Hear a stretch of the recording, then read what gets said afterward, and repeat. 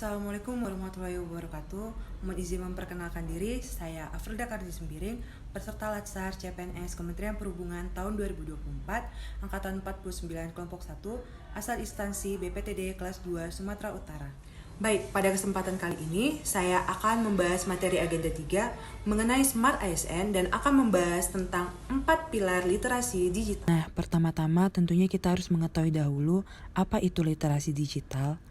Literasi digital adalah kemampuan seseorang untuk menggunakan teknologi digital secara efektif dan bertanggung jawab.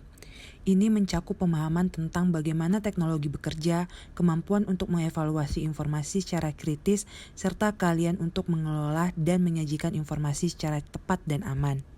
Yang kedua, literasi digital melibatkan pengetahuan tentang berbagai platform digital.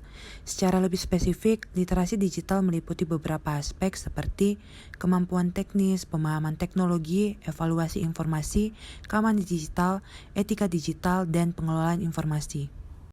Dan yang terakhir adalah literasi digital yang baik mampu menghadapi tantangan dan peluang yang muncul di dunia digital dengan lebih percaya diri dan efektif, di mana literasi digital menjadi semakin penting karena teknologi digital semakin merasuki setiap aspek kehidupan modern, termasuk pendidikan, pekerjaan, bisnis, dan interaksi sosial.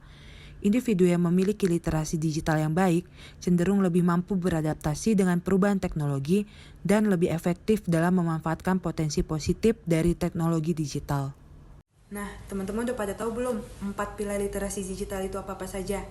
Baik, di sini saya akan memberitahu teman-teman 4 pilar literasi digital itu antara lain yang pertama adalah digital skill, kedua digital culture, ketiga digital ethic, dan yang terakhir adalah digital safety. Nah, baik, yang pertama kita akan membahas mengenai digital skill. Digital skill sendiri adalah keterampilan yang berkaitan dengan penggunaan teknologi digital dan komputer. Menguasai digital skill dapat meningkatkan efisiensi, pengetahuan, dan kemampuan dalam berbagai aspek kehidupan. Contoh penerapan digital skill meliputi yang pertama keterampilan komputer dasar, yaitu keterampilan penggunaan sistem operasi seperti Windows, serta pemahaman dasar tentang perangkat keras komputer. Yang kedua adalah keterampilan internet, yaitu kemampuan untuk menjelajah internet, melakukan pencarian informasi, dan menggunakan browser web. Yang ketiga adalah komunikasi digital, yaitu penggunaan alat komunikasi digital seperti pesan instan, konferensi video, dan platform kolaborasi online lainnya. Yang keempat adalah spreadsheet, yaitu keterampilan penggunaan perangkat lunak spreadsheet seperti Microsoft Excel atau Google Sheet untuk entry data, perhitungan, dan pembuatan grafik. Dan yang terakhir adalah keamanan digital, yaitu kesadaran tentang praktik keamanan online, termasuk membuat kata sandi yang kuat, mengenali upaya phishing, dan melindungi informasi pribadi. Setiap bidang ini menunjukkan bagaimana keterampilan digital seperti penggunaan perangkat lunak, analisis data, dan pemasaran digital sangat penting dalam meningkatkan efisiensi, produktivitas, dan keunggulan kompetitif di era digital saat ini. Nah, yang kedua adalah digital culture. Digital culture merupakan pemahaman tentang literasi digital, etika dalam berperilaku digital, serta dampaknya terhadap norma-norma sosial dan ekspresi budaya secara umum.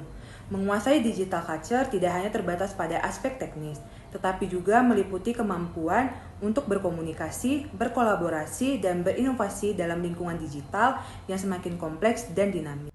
Contoh penerapan digital culture adalah dalam hal pengiriman surat ataupun penyampaian pesan, di mana pada saat ini penyampaian pesan dapat dilakukan dengan mudah dan cepat karena sudah dapat dimanfaatkan dengan menggunakan teknologi berupa aplikasi seperti WhatsApp, email, Telegram, maupun aplikasi percakapan lainnya.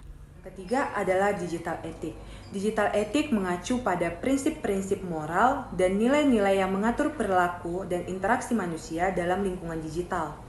Menguasai digital ethic tidak hanya penting untuk kepatuhan dan keamanan, tetapi juga untuk memastikan bahwa penggunaan teknologi digital berdampak positif dan bermanfaat bagi semua pihak yang terlibat. Penerapan digital etik. Dalam hal ini, etika kita dalam berteknologi sangat dibutuhkan. Seperti contoh ketika kita melihat sebuah berita, kita harus dapat menyikapi berita tersebut dengan cara mencari tahu kebenarannya terlebih dahulu dan memastikannya. Karena pada saat ini sudah marak terjadinya penyebaran berita hoaks yang mungkin dapat memancing emosi para pembaca. Sehingga kita harus menyikapi berita-berita tersebut dengan bijak dan jangan sampai kita emosi dan mengeluarkan kata-kata yang tidak baik. Dan yang terakhir adalah digital safety. Digital safety adalah konsep literasi digital yang mencakup praktik-praktik dan kebijakan-kebijakan untuk melindungi individu dan organisasi dari risiko ancaman yang terkait dengan penggunaan teknologi digital.